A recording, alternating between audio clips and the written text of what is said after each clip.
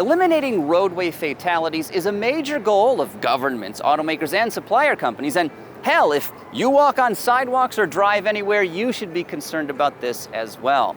And one important technology that could make this goal a reality is something called Vehicle-to-Everything Communications, or V2X for short.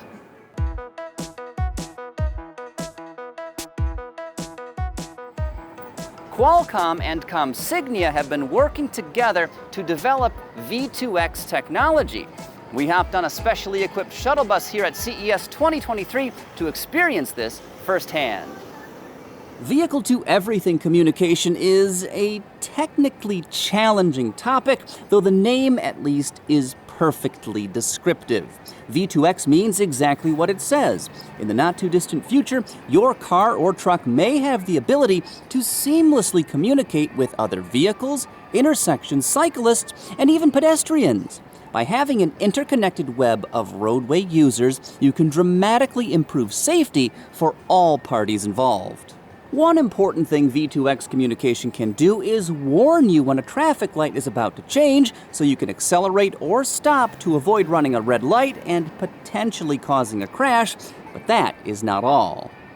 You can also do other things right at intersections. You can, if you're an emergency vehicle, you can make that red light green by doing a preemption. You can do a priority request if you're a bus, but safety is job one, but there are ancillary things that you could do to enhance mobility. We showed in the demo that you can do awareness of a pedestrian crossing, say a mid-block crossing. In the longer run, you want to have each of these devices on a bicycle or pedestrian. That's a bigger lift to get location accuracy and other types of technical things, to include the fact that we only have a limited spectrum. You can't have every road user talking at once. And those are perhaps the two biggest hurdles holding back the widespread adoption of V2X communication. For this technology to really work as envisioned, every car, truck, bus, bicycle, pedestrian, and intersection needs to be fitted with some sort of transmitting hardware so they can all share information. That won't be easy, and it probably won't be cheap. And then there's the issue of getting all stakeholders involved on the same page. Well, there's some regulatory headwinds.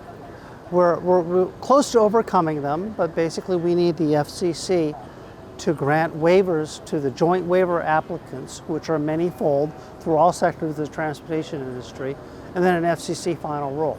Once you do that, things open up, that you have more and more stakeholders who are willing to deploy. So a coalition of the willing has actually petitioned the FCC, and the idea is to grow a larger coalition. Once that happens, it's hoped V2X communication will finally start to take off so crashes can be prevented and lives saved. Eliminating the risk of injury or death is the #1 concern here, but this technology offers plenty of other benefits as well.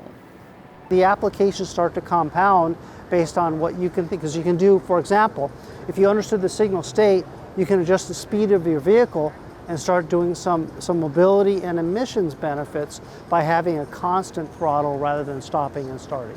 Another one is you can do road weather information to provide the vehicle with enough information that you would understand, for example, how slippery the road is. There are tolling applications which start to get into mobility, right? And so you can do this electronic tolling exchange someday, disrupting perhaps the toll tag industry or maybe enhancing it with longer range.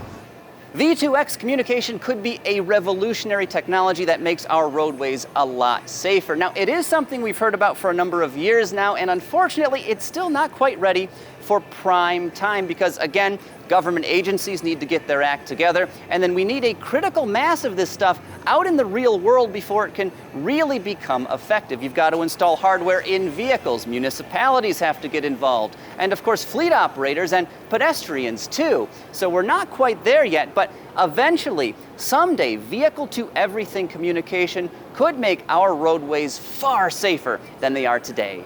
Hey, before you go, if you want to learn more about cutting-edge vehicle technology, make sure you watch our video about Teledyne FLIR's thermal fusion technology. Just click right over here, give that video a watch. I think you're going to learn a lot, and I think you'll enjoy it too.